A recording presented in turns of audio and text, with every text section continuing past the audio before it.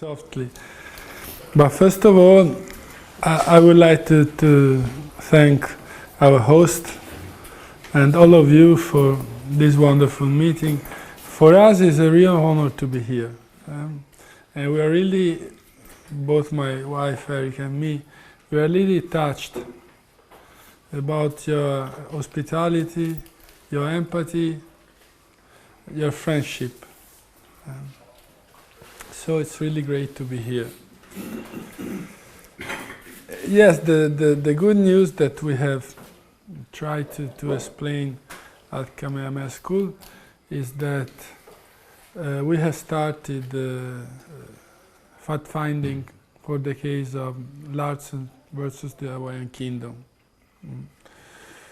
This is a new phase of the case. As you probably know, the arbitration did not come to any result as regards the merits of the case, because in international law there is an important rule, which is the rule of the indispensable third party in international arbitration. And so since the case concerned basically actions carried out by the government of the United States, it was not possible for the tribunal to give an answer on the merits because the United States was not a party to the dispute. As you know, as you probably know, in international law, there not exist codes which are pre-established. All courts and tribunals must be accepted in advance by the parties to a dispute. So they are arbitral tribunals. So it is not possible to enact a judgment towards a state which has not accepted the competence of the court. And this happened in the Larsen case.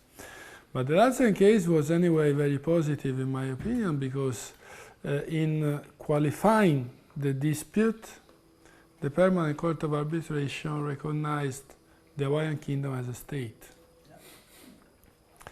Because arbitration within the context of the Permanent Court of Arbitration is only possible in three cases.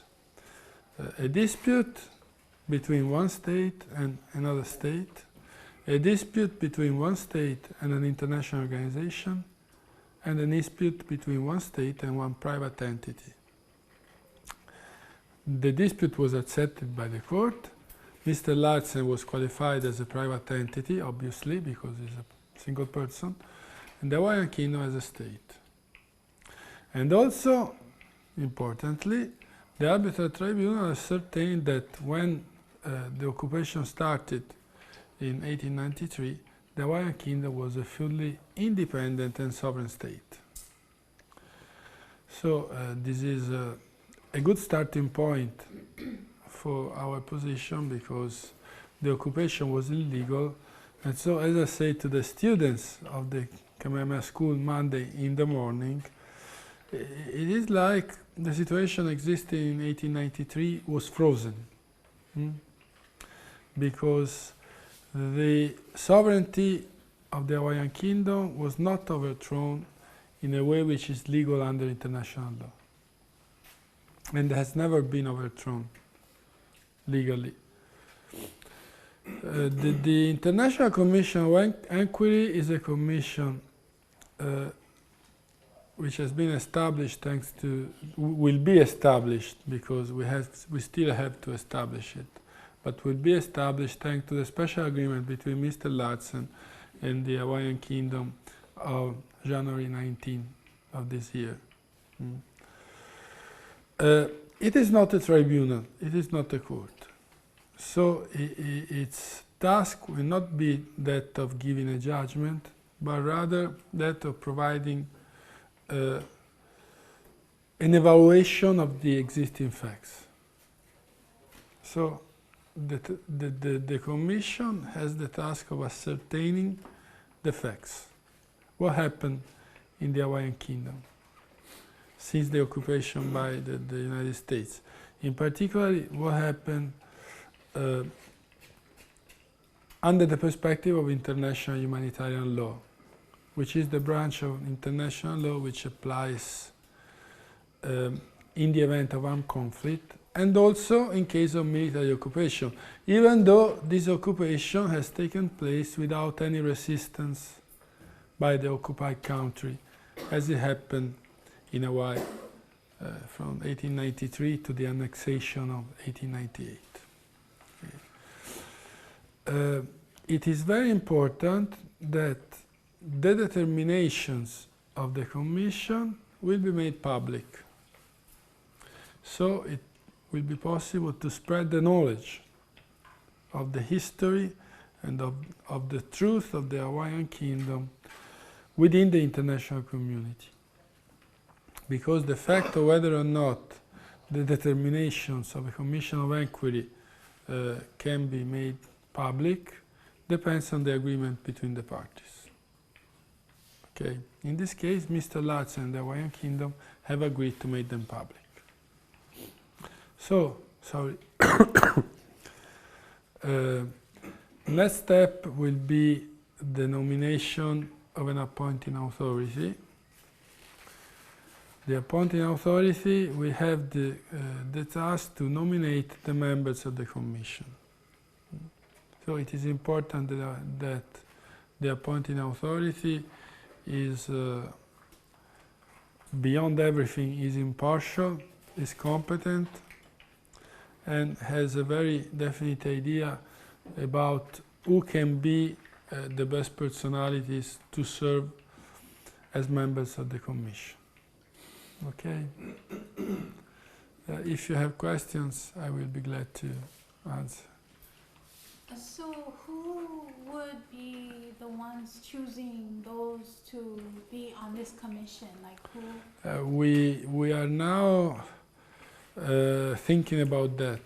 Is it We international level? It will be a person very well known at the international level. I see. And it's a person? Probably a European. Okay.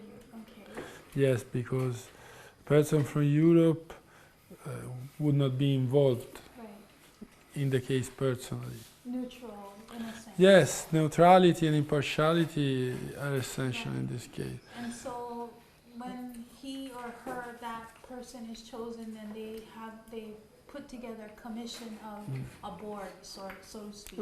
Yes, the commission will be composed by 3 members. I see. Mm-hmm. And of course we can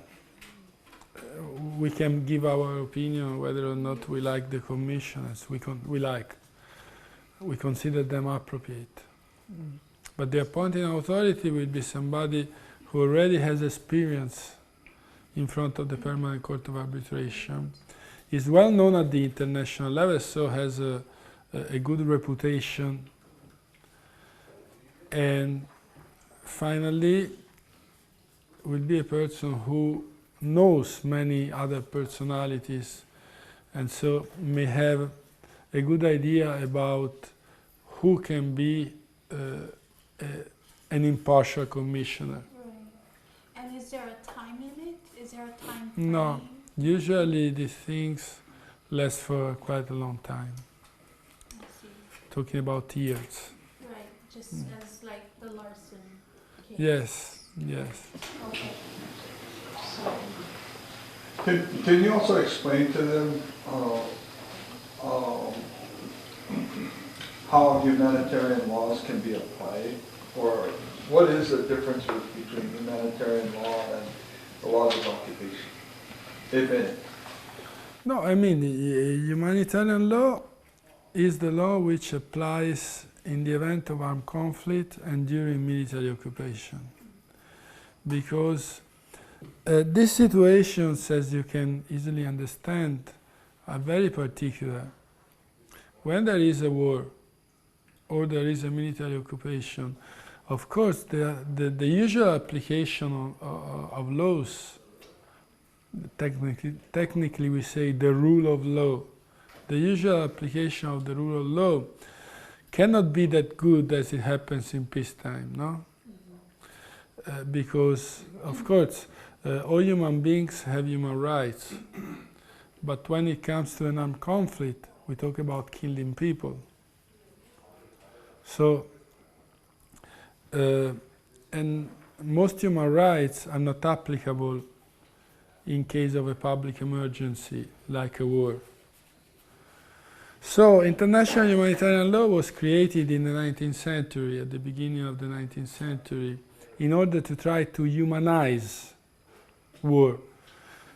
Because at the Vienna Congress of 1815, the great European powers of the time realized that the war against Napoleon had brought to huge suffering among people. And much of that suffering was absolutely unjustified, was not necessary to defeat the enemy.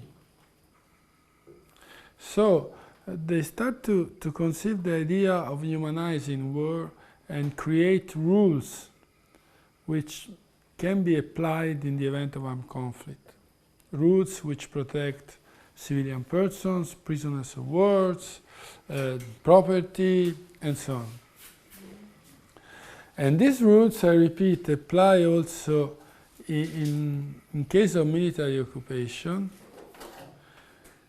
even though there has been no resistance by the occupied country, as it happened in Hawaii at the end of the 19th century. So, the Commission of Inquiry will have the task to give an opinion also on this point, especially on this point. Was this the position of the Hawaiian Kingdom under international humanitarian law? And in light of international humanitarian law, what are the duties of the Hawaiian Kingdom towards its citizens? First of all, Mr. Larson. Then its citizens living here in Hawaii or abroad, and even aliens. Aliens who come here and are subject to the application of the law enforced in this land. And there can be, then we have to see what the Commission will say. But in principle, several rules of international humanitarian law are applicable to the case of Hawaii. Including, for example, pillaging, the obligation to administer the laws of the occupied country, and for example, deprivation of public property or occupation of public property, violation of the right to a fair trial, and others. So this humanitarian law can be effective now for a Hawaiian subject. Is that what you're saying? Or is it, as an individual, we would have to take it upon ourselves to use that particular law to protect ourselves, right? Is that what I'm hearing? Well, in reality, international humanitarian law is supposed to protect all human beings already. Then, of course, especially in international law, sometimes it is quite hard to guarantee the effectiveness of the rules. Especially because in some cases it is not possible, there are no avenues to claim respect of the provisions of international law, including international humanitarian law. So the Larson case was the door that opened up and set that foundation, in a sense. Yes, yes. And so now you've come on board with... Yes, I came on board as an advocate in counsel. With Keanu, yes. And then you both are now... working, yes, in this case. I see. Mm-hmm.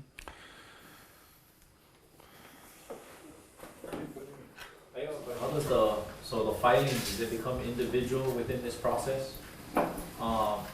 In documenting the violation? So, I mean, currently, within the university here, we have students who has documented 3 to 4 years of I'll say human rights violations as students, or you'll talk about the denationalization or education malpractice within the institution here. How do we submit that? Would it be going to the Hawaiian Kingdom?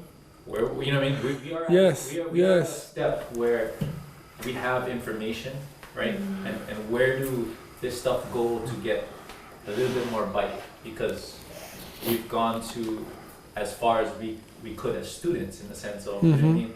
How do we, because we've been asking the questions, in the sense of these professors are graduating their doctorate and you guys getting these degrees, but then these things are still happening within the institution and we're paying into it. So it's like pillaging, because, you know what I mean, we're collecting and we're in debt, but in the same time they're still so. Yes, this is a good point. What we did with the, thank you. The events of this evening have a purpose already. The purpose is exactly to increase information, first of all, and knowledge, because that is essential in order to become aware of the situation and to have the opportunity to help.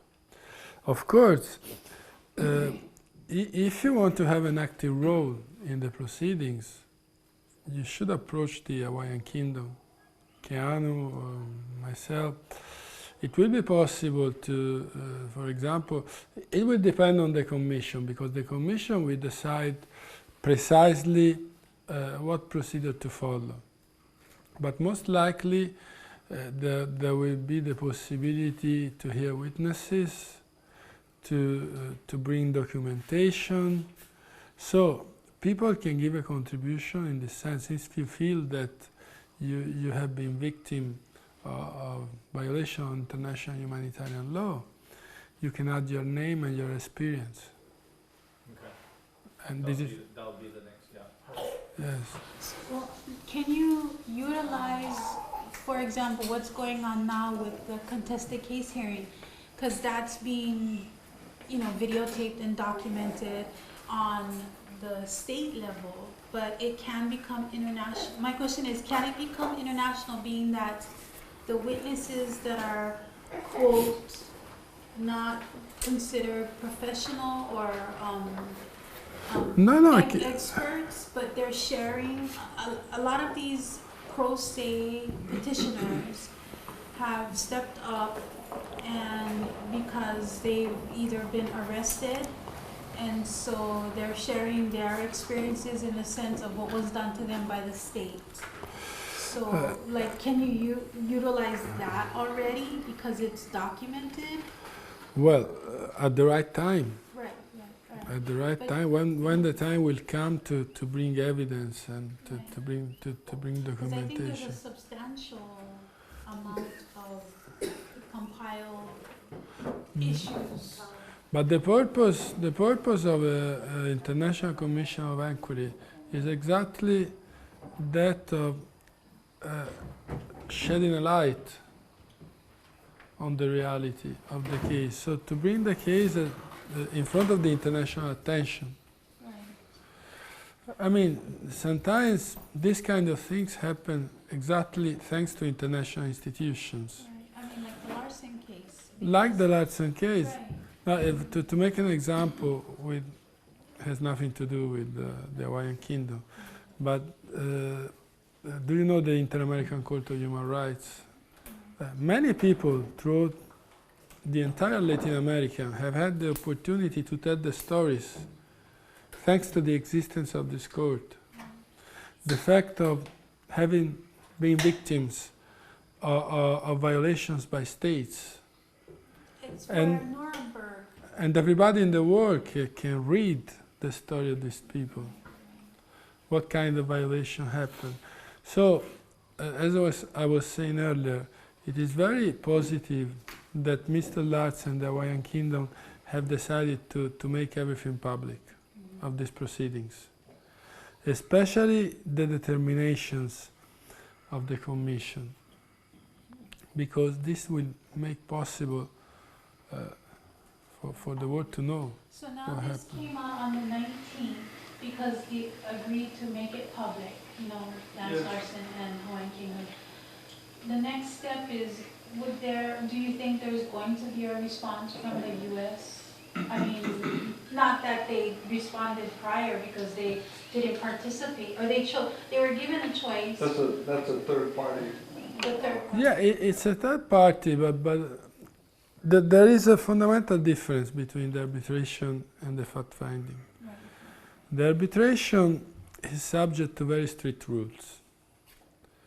And the rule of the indispensable third party applies to the arbitration because the decision which arises from the arbitration, which is a judgment, is binding for the parties to the dispute. And as I told you, being an arbitration, the competence of the court and the binding character of its decisions must be accepted in advance by states. So if there is an indispensable third party, and this party has not accepted the competence of the court, which is, that we like or not, but is a right that each state has, because this is provided for by international law. If the state has not accepted, it is impossible to come to a judgment. But the fact-finding proceeding has the purpose to simply ascertain facts. And that's what. So the rule of the indispensable third party does not apply. Oh. And the determinations of the Commission are not binding.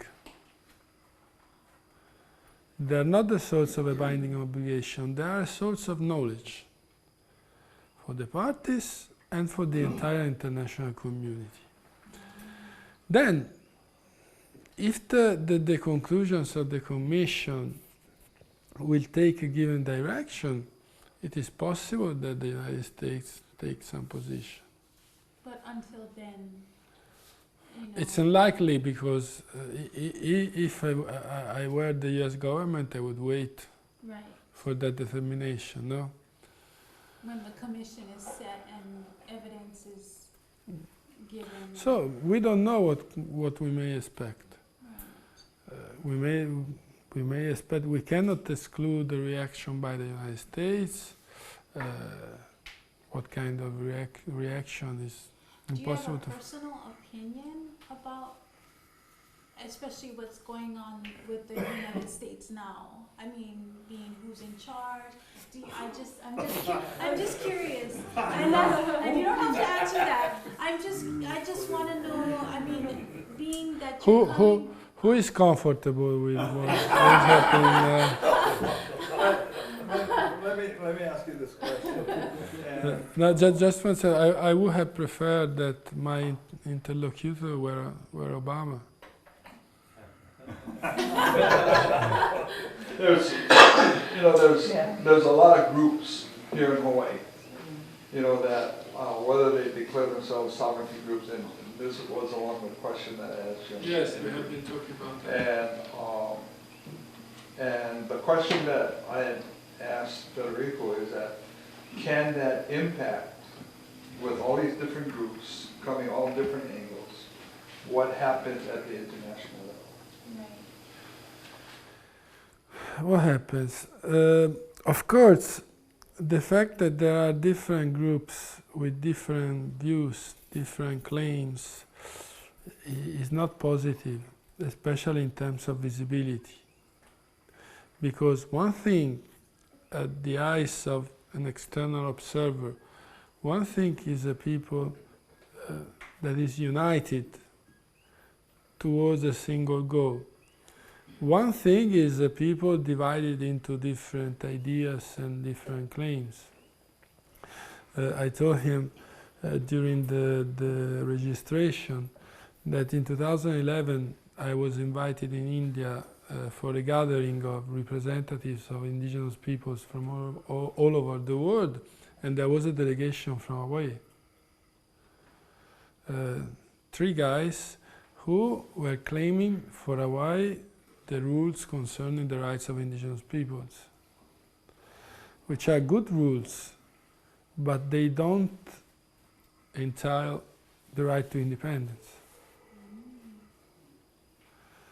So this is also the reason why Keanu has always tried to keep the argument of self-determination out. Even though now we are discussing, we are distinguishing between external and internal self-determination. Today, the argument of self-determination is particularly strong for indigenous peoples. And it is the argument used by the United States, the government, also for Hawaii, no? But the self-determination for indigenous peoples is the internal self-determination, which means that you have a right to a given degree of autonomy within the state, so you have the right to govern your own internal affairs with your own rules and customary laws, respecting your traditions, but there is no right to independence. And in the end, indigenous peoples are not interested to have independence. They want to live in their own land, in peace with the nature, according to their traditions, but they don't want to be an independent country. So that's the confusion that has been occurring with these different groups. So what your recommendation is, or your advice to us, whomever is in these groups, that we should literally realize that we have to come together. Yes, that would be. Ultimately, come together as one, united, not. Because that's the confusion. Yes, because. Well, and here's the other thing. Especially with what has been done at the international level and how it has followed, you know, the laws of occupation, international laws, and the only one who's done that correctly has been Keanu. You know, and so again, the question is, who or what entity should people rally around? Well, I remember Keanu sharing the story of him meeting with a dignitary, and the dignitary offering a help to come back here. Yeah, Rwanda, yes. And it wasn't because no one was ready back here. No one was educated. There was still separation of groups, and it's honestly he refused. Yes. It's still happening, and until we realize that, right? Well, you know, Federico has some pretty good manao on all this stuff. Yeah. So. He just puts you on the spot. No, I don't understand what. Thoughts, manao means thoughts. You know, in terms of. No, you mean I should elaborate on this point? Yes. But I think we have already discussed about that, no? If you have, as I was saying, from the outside, if you see different views and different claims, what comes into the mind of observers is not a good reputation, because the image which can be drawn is that of a people who does not know what he wants. Okay. A people, I mean a community, okay, the Hawaiian people. And it would be very important to give a very strong and firm message of unity. All the Hawaiian people wants this because it wants to recover its own identity, which was deprived by the occupation of the end of the 19th century. I mean, it makes sense. It's and common sense. What you were saying about Rwanda is an example of how, through providing information at the international level, it is possible to obtain support. Now, how important is it to also follow, to follow the international law as well as humanitarian laws when you do that? Because, we've got all kinds of different groups that is actually breaking, laws. And what and how would that be viewed by the international community? Well, if the Commission would conclude that violations of international humanitarian law have taken place, and which is obvious, no? Then, of course, this would have a big impact at the international level, because international humanitarian law is considered a set of provisions which are among the most important in international law, in absolute terms. So when there are violations, of course, the international community creates certain empathy with the victims of the violation. And there is the idea that these violations must be repaired in some way. And so it is important, first of all, as I was saying this afternoon, it is first of all important to spread knowledge and to create awareness.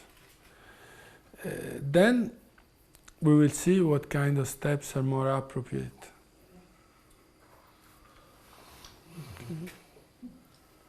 I have a question. But I have to ask you, it's my experience that, and it's really a question for you. In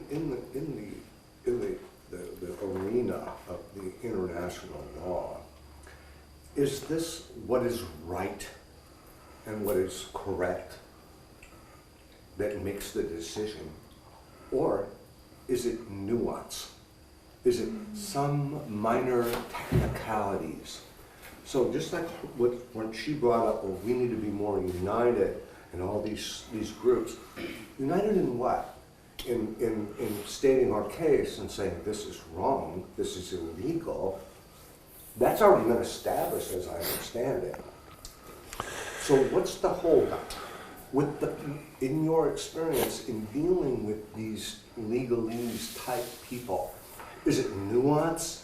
Is it that the groups need to not focus so much on major demonstrations, but seeking out every little detail that they can find? Like, when these international courts are dealing with your experience with them, what is it that tips the scale that says, yes, we're gonna grant you recognition? Is it what is right, or is it some legal nuance? It's like with the mafia in America. They knew that those guys were bad. They couldn't get rid of them. But they finally did. They finally got them, but they didn't get them because they were being bad. They got them because they were doing illegal tax stuff. You know what I'm saying? Does that make any sense? Yeah, yes. So what is your experience in that? Like, where should our focus be? In my opinion, even though you are a depository of the most indisputable truth, it is at the same time very important to have an impact on the international community. Very much depends on the impact you are able to transmit. Okay, depends on the situation which is concomitant to something that happens at a given moment. One example, if you take Guantanamo was obviously illegal under international law. Mm-hmm. But it came in a time in which the majority of the international community was really scared by terrorism, by the threat of terrorists.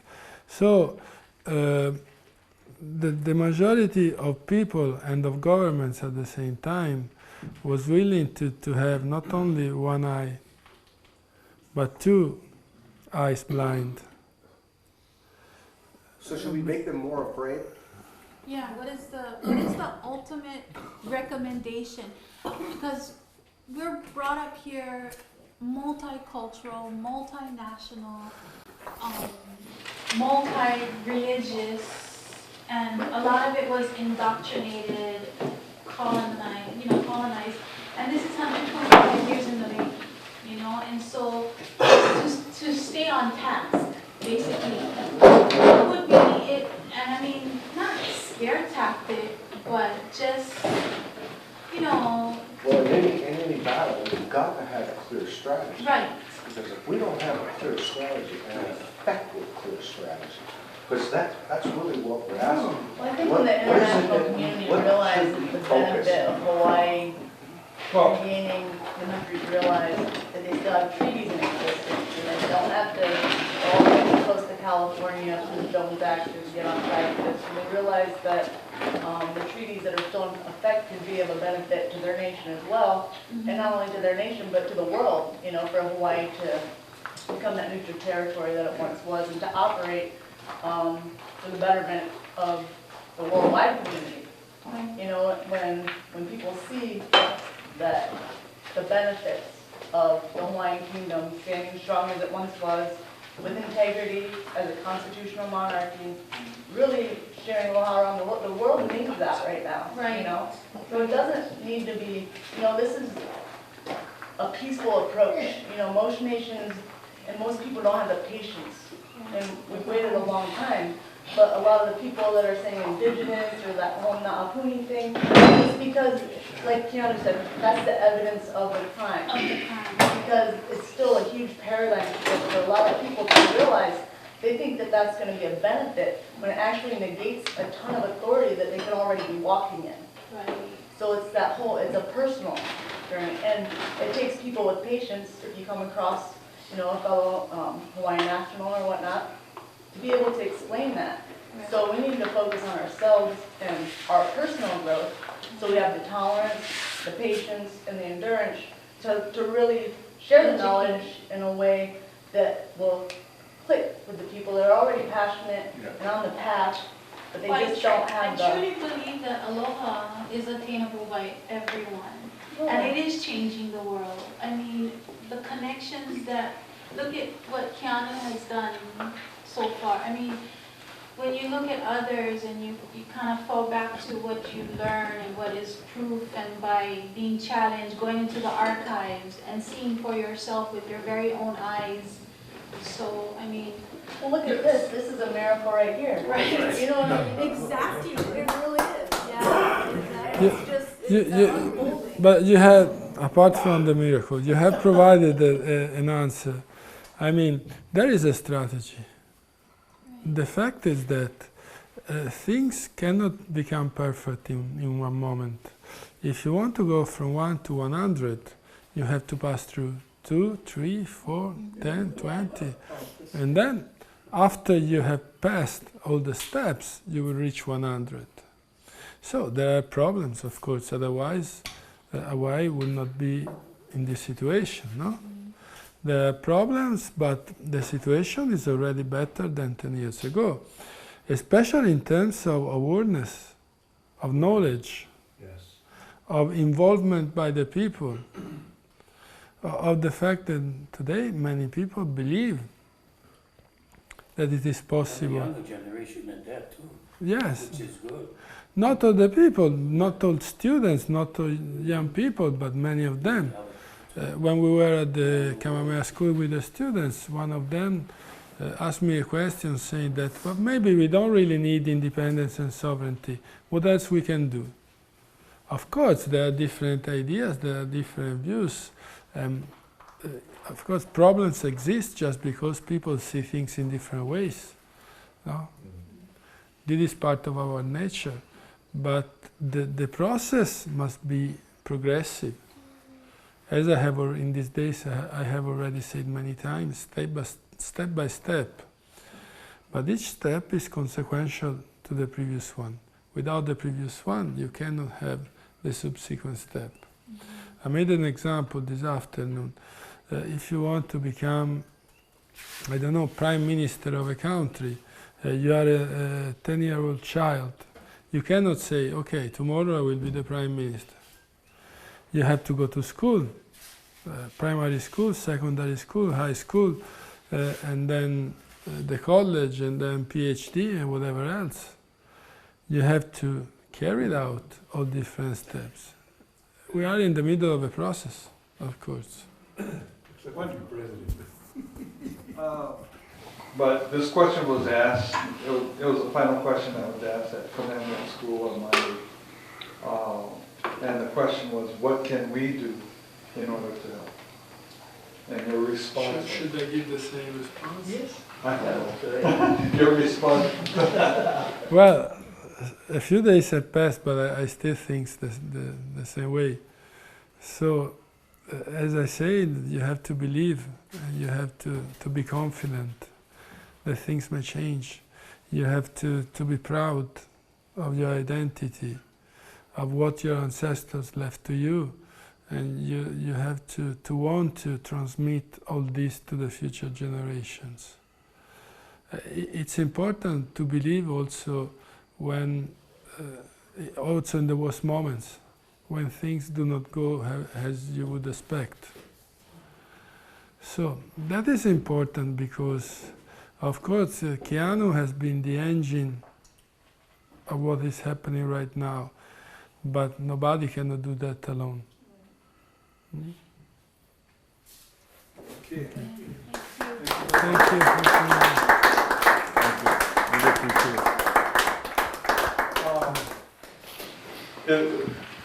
I'm glad that Federico is here, and well, it's unfortunate that he was going to spend one day with us.